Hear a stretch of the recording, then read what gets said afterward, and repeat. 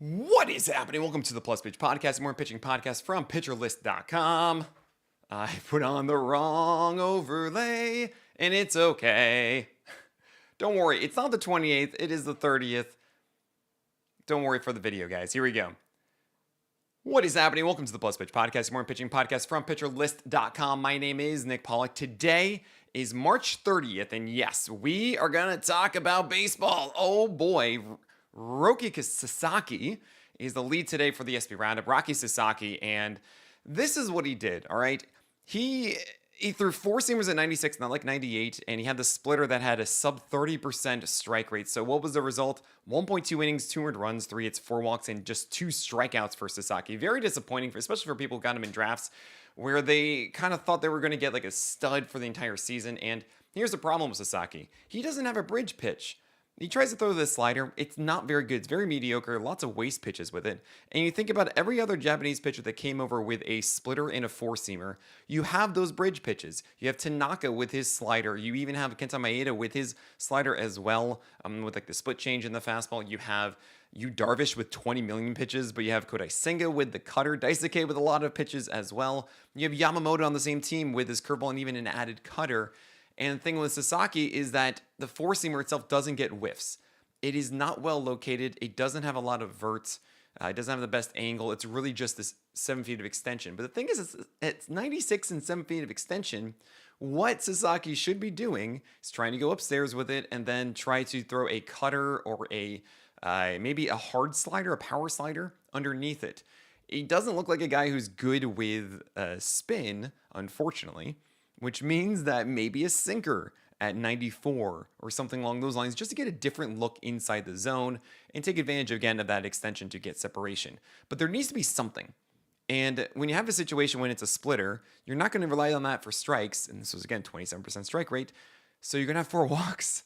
You know, the four-seamer is going to be everything. Guys are going to go up there sitting on it, and then you're forced to throw this four-seamer in the zone. It's terrifying.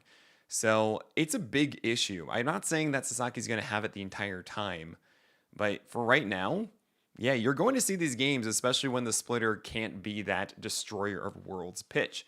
All right, looking at other guys from yesterday's games, we had Jose Soriano really come through as my streaming pick of the day and PL Bot's streaming pick of the day. If you don't know, with PL Pro, you get daily and weekly projections, among everything else that we do here. Of course, like an ad-free website, access to our Discord. You get as well my next day streamers, actually 2 days in ahead as well, and many other things, all these live apps that I reference and stuff. You get a ton with PL Pro is the best way to support us. Go to pitchers.com/premium. Jose Soriano, 7 innings, 0 runs, 2 hits, 2 walks, and 5 Ks in just 73 pitches, but it was against the White Sox. And all he did was the same stuff he did last year. Lots of strikes with the sinker and the curveball. It's kind of weird that he's down and away with the sinker as opposed to inside with it. But it's all fine, and I think you're going to keep going with Soriano. He gets the Guardians next. It shouldn't be as good. Just keep that in mind. Looking at Randy Vasquez, he got the gold star, which I give to the least expected pitcher to have a good start who had a good start, right? Congratulations, Randy Vasquez. And it was against Atlanta, 6 innings, 0 runs, 4 hits, 4 walks, and 3 Ks. When you have the same amount of whiffs as you do walks, you know that Koufax was helping you out. That is our reference for when BABIP was in your favor. Think Koufax for that. Randy Vasquez is not a guy you want to go for. It's just not the thing. There's nothing in there that really gets me excited. Lots of pitches here. He had 5 with at least 10 thrown, and it's just not really it. Spencer Schwellenbach on the other side, Mr. Crescendo, had a very interesting start because he killed it. 6 innings, 0 runs, 1 hit, 1 walk, and 4 Ks. But the pitch that had the most whiffs, when you think about all of his 6 pitches, the four-seamer, the splitter, the slider, the curve, the cutter. The sinker is the one that had the most whiffs at 5/13. And this actually wasn't a good game of sliders and curves. He didn't really have a good command of that. He actually didn't really have a good command of his four-seamer either. And the cutter was just kind of over the plate. And it worked out still because he has all these offerings. He has over 7 feet of extension. He throws hard. They all have movement. Like, he's so good. And command is actually generally one of the better things about him. So that's why he had such a good start despite not being at his peak. I really like Spencer Schwellenbach. Oh, gosh, he's going to be like top 10 by the end of the year, isn't he?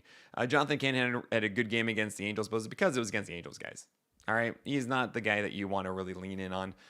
Here, 5 innings, 0 earned runs. This isn't it. Antonio Senzatello, 4-point innings of 0 earned runs and 9 hits and 2 walks. You gotta be joking.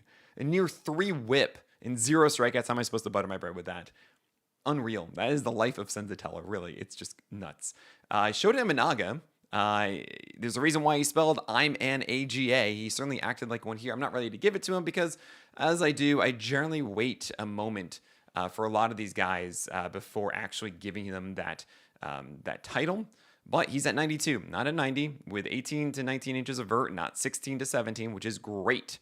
And yes, you still see that sub 10% swing strike rate overall on the four-seamer, which is kind of funny, but it's a lot of splitters to right-handers and a lot of sweepers to left, and they're both very effective, and everything is cool there with Shota Imanaga. You have Zach Littell against the Rockies. It's Rocky Road, and, well, he did well. You have 6 innings, 1 earned run, 4 hits, 0 walks, and 7 Ks for Zach Littell. This is not a thing that you should lean into. He went dancing with the disco to right-handed batters. That is throwing a lot of sliders over the plate for strikes. And I got to say, against lefties, he did a good job of not putting anything in the middle. Splitters were down, sliders were up. But yeah, this is not something that is going to stick around. Again, this is Rocky Road. The Rockies are not a very good offense. And yeah, he took advantage of it. Spencer Arrighetti had an interesting one. It's good to see that extension still there over 7 feet, etc. If you haven't figured it out, I love 7 feet extension guys that give him opportunity to really get tunneling over the plate with strikes. You can have more effective strikes over the plate if you have good extension. Arrighetti has that. It's at 94. But he didn't really have a lot of whiffs on the slider and the sweeper and the curve. They were not very consistent for him. It was really just, here's the four-seamer, here's the cutter. The Mets didn't burn him for it, so 6 innings, 1 earned run, 1 hit, 2 walks, 5 Ks. Arrighetti had been scaring me a bit in spring with lower velocity. He met last year's in this one, so that's good. The overall chaos of the command, not, but great to see a good outing. And hopefully he gets those breakers in check moving forward. Eric Fede looked like a Toby, honestly, against the Twins. The Twins are not looking like a good offense. And he really goes 2-pitch against left-handers, cutters, and change, and then 3-pitch with sinker, cutters, sweeper against righties. So no four-seamers. Eric Fede without four-seamers is a good thing. We like this. So that's nice. 6 innings, 1 earned run, 2 hits, 0 walks, 2 Ks. Don't expect too much from Eric Fede, but that's cool. You have Osvaldo Bido against the Mariners in Seattle. So, well, you got to win, right? 5 innings, 1 earned run, 3 hits, 4 walks, 4 Ks. That's Bido. He's going to have walks a lot. There are going to be some games that the four-seamer and the sinker are actually above 60% strikes. Not the case here. He barely touched the sinker. It was like 54% strikes in the sinker. But it's a really good slider. And in Seattle, the T, it's going to be effective. Okay. I don't really want to lean into Bido into 12-teamers. 15, I can see it, but it's going to be volatile. Joe Ryan against the Cardinals went 5 innings, 1 earned run, 5 hits, 0 walks, and 5 strikeouts, 7 whiffs, and 32% CSW. What's interesting is that he was 92.8, which is not 94 that we saw last year, but at least it's not like the 91 we saw in spring. I imagine he's still kind of ramping up a little bit. But the splitter and the sinker were really bad. I mean, they just were not there to support Joe Ryan. The sweeper was only there 5 times, despite seeing a good number of right-handers. This was just the four-seamer just cooking against not a good offense, okay, in a good matchup. So hopefully he gets a little bit better from the skill set. But yeah, the bad matchup, you took advantage. Things are cool. Flente Biazzo is not someone you should care about, and that's all I'm going to say there. As he pitched for the Marlins against the Pirates, Tyler Mahle against the Red Sox, 1.2 innings of 1 earned run, but 2 hits, 4 walks, and 3 Ks. He needed 61 pitches. Oh my gosh, for 5 outs. At least the four-seamer was at 93. And we've seen in the past that he was at 91, 92. 93 is good. It's not 93.5 to 94 that we've seen, maybe even 94.5 and its peak, but at least he's at 93, okay? And the strike rate was at 54%. It wasn't like the worst command I've seen. It was just not control. And that is the four-seamer was missing a little too far up or a little too far out against right-handers. You know those times you watch guys and they walk batters, but it's every fastball is competitive. It's just out of the zone they're taking them. That was kind of what it was with Mahle. Now, the slider and splitter were not helping. They were just not. So there you go. That's why you see this. But I could very much see him just having one of those weird days and it could be better. And now Mally gets the raise. So if you're held onto this and you're in a deeper league, don't necessarily cut Mally just yet. I think that could be a very good start against the Rays. And maybe he's just a random streamer in a 12-teamer. That's fine. Bailey Falter against the Marlins. 6 innings of 200 runs, 0 walks, and 4 Ks. And here's the thing. He likes pitching in Florida. Just trade him to the Rays already. I'm just joking. He has a lot of extension, doesn't have a changeup. That's always the problem. I don't really want to go for this moving forward. Nick Lodolo did something very interesting. And I'm going to tell you about this, of course, with every other starter from yesterday's games after this break. Nick Lodolo went 2 earned runs over 6 innings with 5 hits, 0 walks, and just 1 strikeout. How am I supposed to butter my bread with this? What I've talked about with Lodolo is that I really want him to be able to dominate right-handers with changeups. And that's the thing. He did that. He actually threw a ton of changeups because he threw faced a lot more right-handers than left-handers. But Lodolo threw a ton more changeups than curveballs. And while he only got 1 whiff on it, he got a ton of outs on it. So much weak contact on that pitch. And that's cool. If Lodolo can nail that changeup consistently, throw sinkers and 4-seamers among it and be fine with it, then yeah, that's a good foundation. And then you have the curveball when you face more lefties.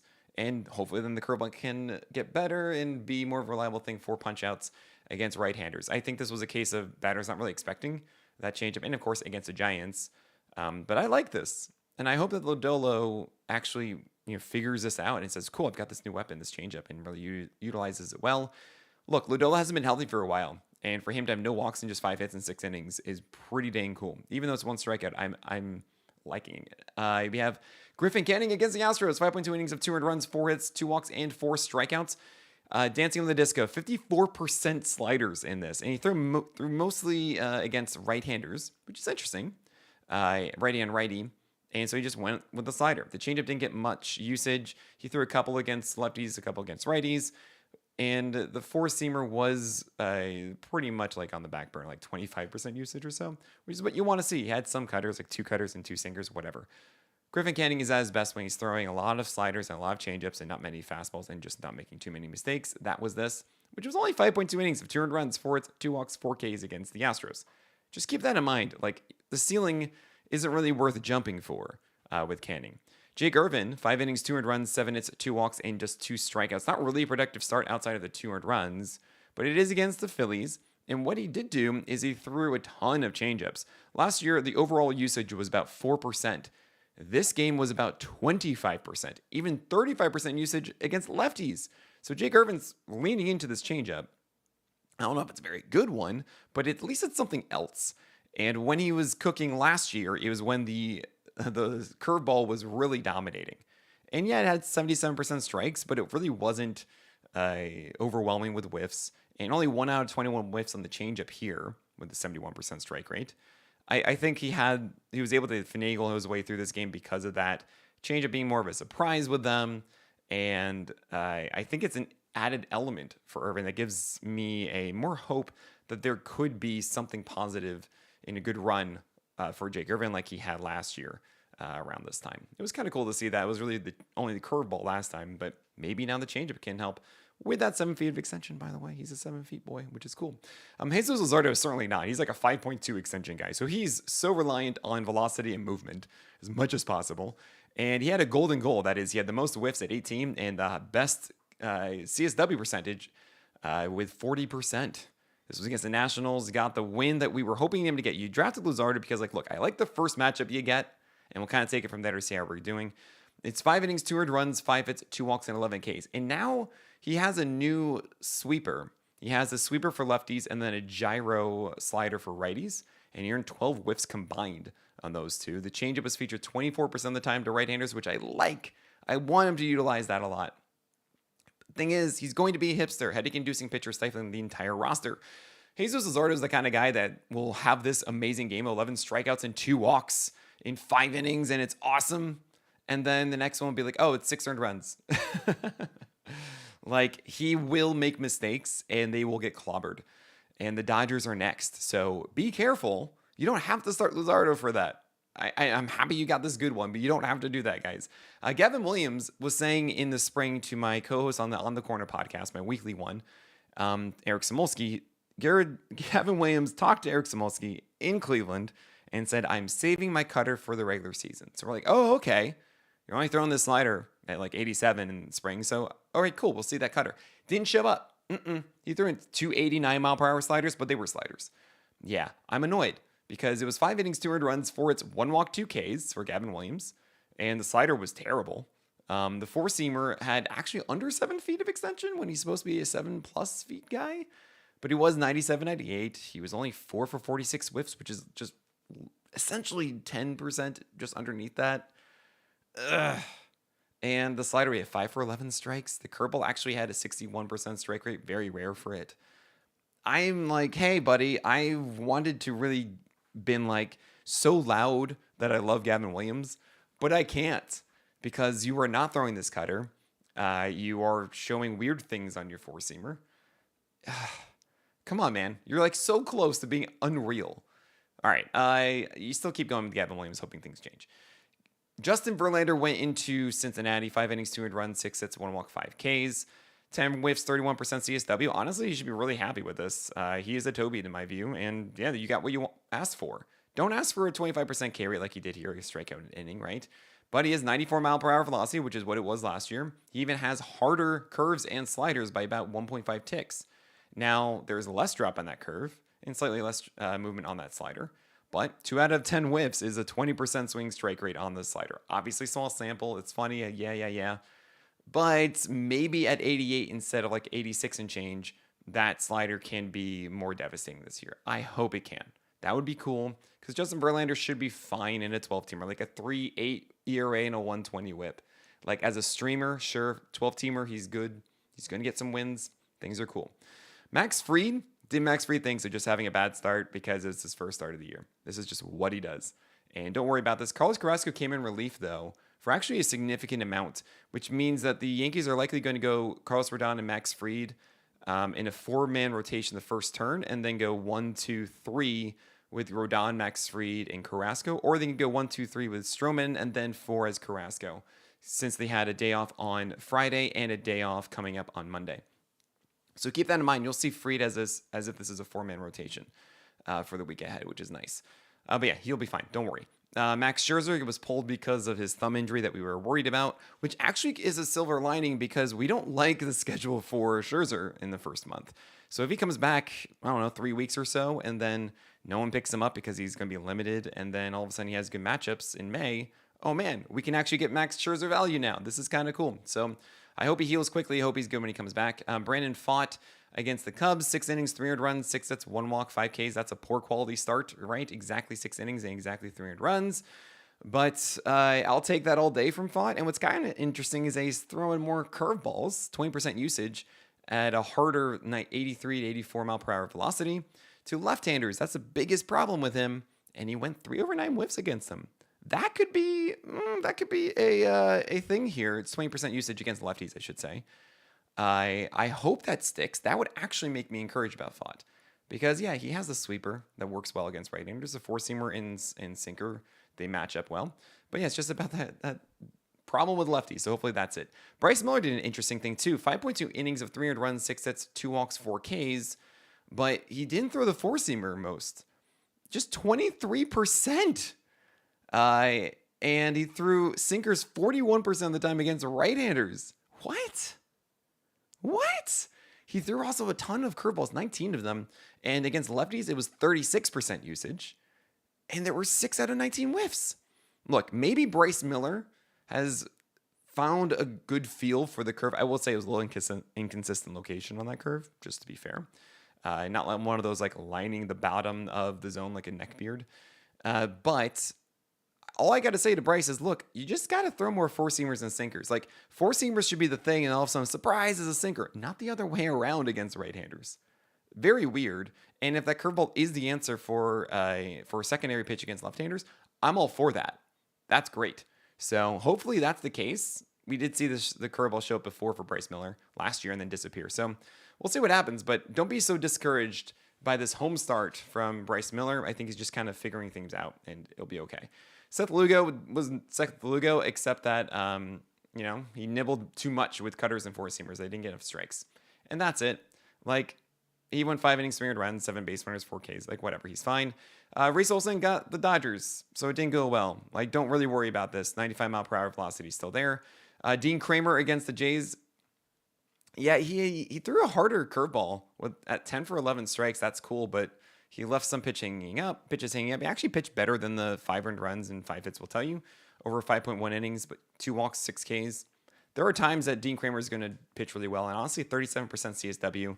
Play the matchups with Dean Kramer. I'd say he's a better 12-teamer play for those ceiling moments. Well, he's too detrimental for those bad games in 12-teamers. Nestor Cortez got destroyed by the Yankees, like absolutely obliterated. You know about this. He was down 1.5 ticks on the fastball. I think Cortez should be better, obviously, and like don't overlook him. Like just see how the next start goes and take it from there. All right, just don't do this in the short term, but be ready to jump in. And then the last one is Walker Buehler. 4.1 innings, 4 earned runs, 7 hits, 0 walks, 3 Ks. What I liked about Walker Buehler entering this year is that we know early if we want to hold on to Walker Buehler or not. We'd get a good look at him, see where he's at, see if this has been fixed, see if he's good. And I don't want him. So we can move on. This is the perfect example of like you drop Buehler for like, I mean, Fitz and Meyer going today, but you can go with Bubic, you can go with Casey Mize, you can go with Chris Paddock. You can just keep it moving along. If Job is still out there, you drop him for Job, right? Like, do not hold on to Walker Buehler just because you drafted him. He was the perfect guy to assess early and then change if it's bad. But yeah, he's bad. Velocity's down 2 ticks. He did not know where anything was going. It was just not good. The only good thing was a sweeper down away to right-handers, but then again, he threw a really bad one and got hit hard. So, I mean, like, yeah, listen to Eno, guys. He was saying that on my podcast with him, The Craft, that I do every week. Eno Saris was saying that Walker Buehler's stuff was one of the lowest of the spring. So fine. All right. We don't want to go for Walker Buehler, guys. All right. That is it for today. Thank you all so much for your support. I'll be back tomorrow, of course. Until then, my name is Nick Pollack, and may your balance be low and your